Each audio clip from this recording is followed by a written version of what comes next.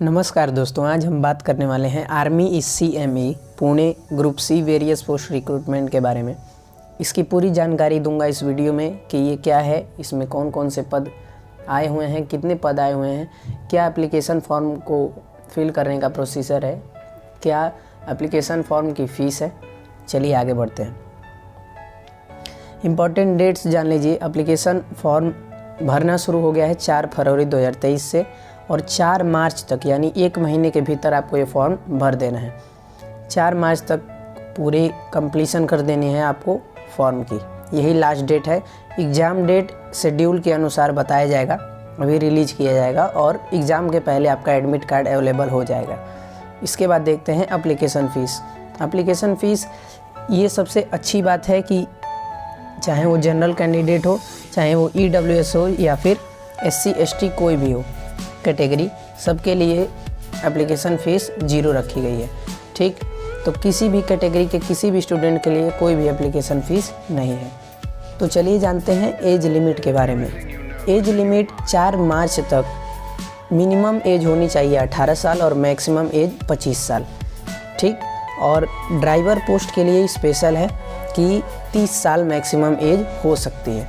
ठीक है, इसमें वैकेंसीज़ की संख्या है 119 और आप लोग यहाँ पर देख सकते हैं कि कौन कौन से पद हैं और कैसे कैसे कितने पोस्ट हैं और क्या उसकी एलिजिबिलिटी है। जैसे मल्टीटास्किंग स्टाफ, तो देखिए मल्टीटास्किंग स्टाफ में 49 पोस्ट आए हुए हैं और उसकी एलिजिबिलिटी है कि क्लास 10th एग्ज़ाम पास होना चाहिए या फिर ITI पास होना चाहिए। LDC लोअर डिविजनल क्लर्क की एलिजिबिलिटी है कि 10+2 यानी इंटरमीडिएट एग्ज़ाम पास होना चाहिए और इंग्लिश टाइपिंग में 35 वर्ड पर मिनट और हिंदी टाइपिंग में 30 वर्ड पर मिनट होना चाहिए। लास्कार वैकेंसी है, उसमें 13 पोस्ट हैं और उसमें 10th मैट्रिक एग्ज़ाम वही 10th का एग्ज़ाम पास होना चाहिए। चलिए, इसके बाद है सीनियर मैकेनिक। देखिए सीनियर मैकेनिक, इसमें 2 पद खाली हैं और इसमें भी 10th एग्ज़ाम पास होना चाहिए, पर इसमें साथ में ITI का सर्टिफिकेट भी होना चाहिए उस रिलेटेड ट्रेड में। जैसे मैकेनिक्स के ट्रेड में आपके पास ITI का सर्टिफिकेट और 3 साल का एक्सपीरियंस होना चाहिए।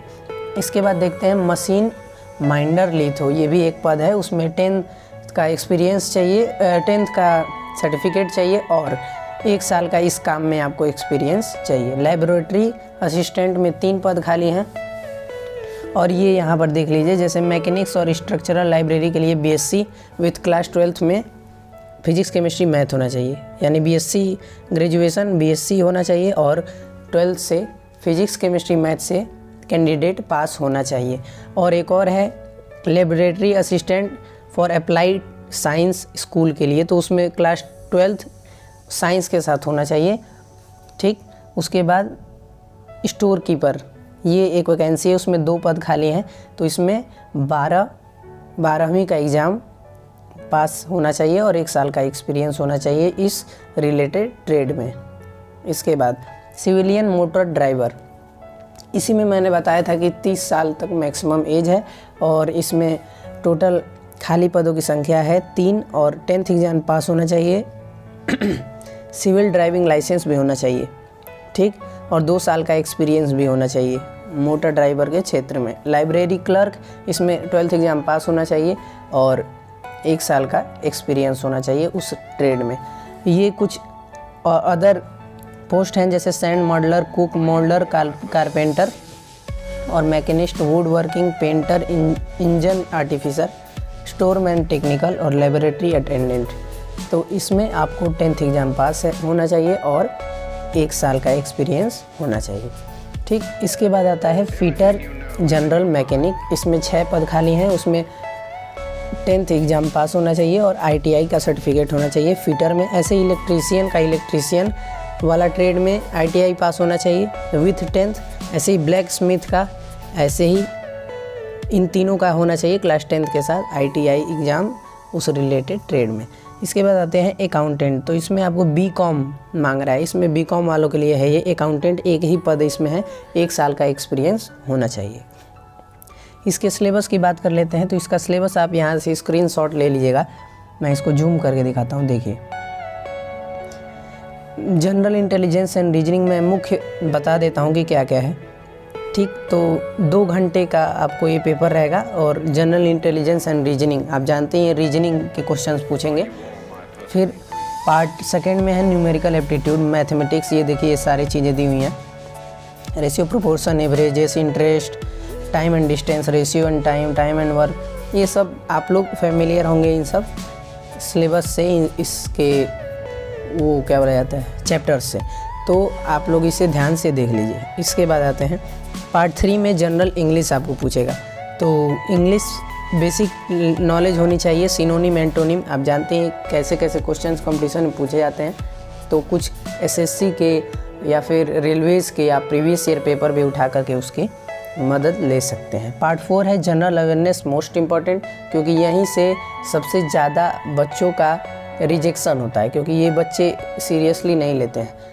करंट अफेयर्स इसमें पूछता है, GK, static GK, dynamic GK, ये सब इसमें पूछता है। ये आप देख लीजिए कि क्या क्या है इसमें। स्पोर्ट है, हिस्ट्री, कल्चर, ज्योग्राफी, इकोनॉमिक्स और general polity, scientific research, Indian constitution, ऐसे ऐसे करके आपके पास ये 4 पार्ट में सिलेबस डिवाइडेड है।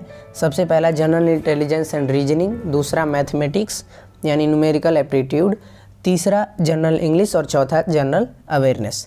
तो ये था आपका सिलेबस और मैं अब वीडियो को यहीं पे ख़त्म करना चाहूँगा, क्योंकि इसकी जो पूरी डिटेल्स है मैंने आपको बता दी हैं। एग्ज़ाम की प्रिपरेशन करने के लिए आप कई अलग अलग वेबसाइट से या फिर यूट्यूब चैनल से आप देख सकते हैं, उसकी अच्छे से प्रिपरेशन करें। हाँ, लास्ट डेट याद रखेंगे कि 4 मार्च को है। कोई फॉर्म फीस नहीं है।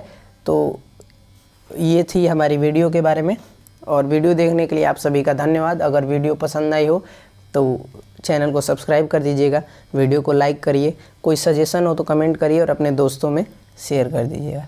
धन्यवाद, आपका दिन शुभ हो।